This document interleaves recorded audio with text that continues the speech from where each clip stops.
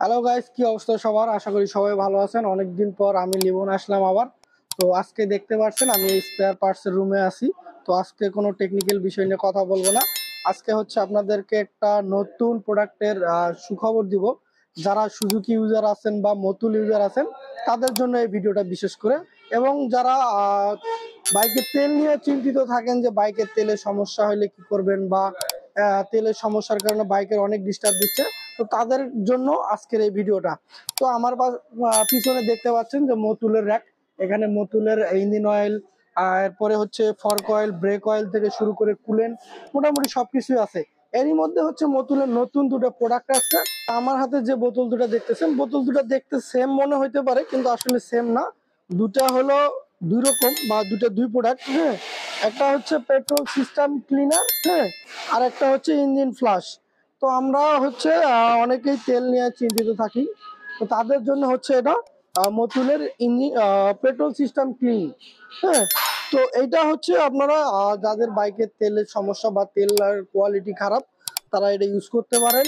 আপনার যে তেলের কোয়ালিটিটা আছে ওটা ডেভেলপ করবে। যদি ধরেন সাপোজ উদাহরণ দিয়ে আমি বলতেছি, আপনার যদি এখন মনে করেন যে 90% অকটেন কোয়ালিটি থাকে, এটা দেওয়ার পর আপনার 95% অকটেন কোয়ালিটি হবে।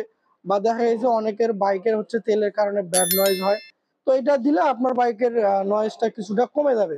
তো এই পেট্রোল সিস্টেম ক্লিন এটা কিভাবে ইউজ করবেন বা ইউজ করার সিস্টেমটা কি সেটা আপনাদেরকে আমি একটু বলি। তো এটা হচ্ছে 50 ml, মূলত এই বোতলটা হচ্ছে মতুলের 50 ml octane petrol system cleaner.